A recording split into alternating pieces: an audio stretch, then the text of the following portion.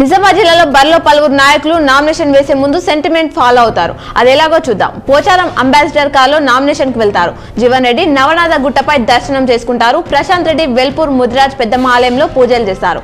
బాచిరెడ్డి గోవర్ధన్ తిరుపతి వెంకన్న దర్శనం చేసుకుంటారు. షకీల్ అమీర్ తల్లిదండ్రుల ఆశీర్వాదం తీసుకుంటారు. అసెంబ్లీ ఎన్నికల ప్రచారంలో భాగంగా శుక్రవారం ఆర్మూర్ పట్టణంలో భరోసా ప్రజా ఆశీర్వాద సభ నిర్వహించనుంది. సీఎం కేసీఆర్ ముఖ్య అతిథిగా హాజరై ప్రసంగించనున్నట్లు ఆర్మూర్ భరోసా అభ్యర్థి ఎమ్మెల్యే జీవన్ రెడ్డి తెలిపారు. ఆర్మూర్లో నేడు ఎమ్మెల్యే జీవన్ రెడ్డి ఆశీర్వాద సభకు సీఎం కేసీఆర్ రానుండడంతో పట్టణమంతా గులాబీమయంగా మారింది.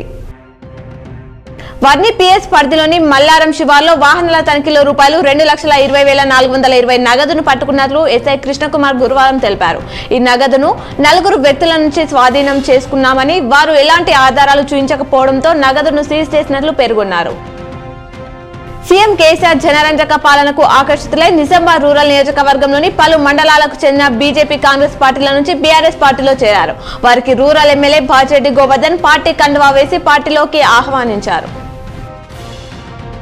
నిజామాబాద్ ఎంపీ ధర్మపురి అరవింద్ అసెంబ్లీ ఎన్నికల టికెట్ల కేటాయింపులో తన పంతం నెగ్గించుకున్నారు. నిజామాబాద్ పార్లమెంట్ లో కొరుట్ల నుంచి పోటీ చేసిన ఆయన మిగిలిన 6 నియోజకవర్గాల్లో తన అనుచరులకు టికెట్లు ఇప్పించుకున్నారు. బోధనలో జరిగిన యువ గర్జన సభకు విశేష స్పందన లభించింది. ఎమ్మెల్సీ కవిత, ఎమ్మెల్యే షకీల్ హాజరై మాట్లాడారు.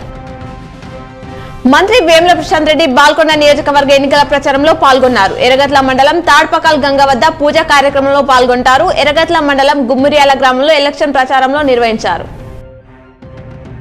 ఆర్మూర్ పట్టణంలో IIMHFW చైర్మన్ డాక్టర్ మధుశేఖర్ జన్మదినం సందర్భంగా ఆయన నివాసంలో ప్రత్యేక పూజలు చేశారు. మధుశేఖర్ కు పలువురు వైద్యులు, ప్రజాప్రతినిధులు జన్మదిన శుభాకాంక్షలు తెలిపారు.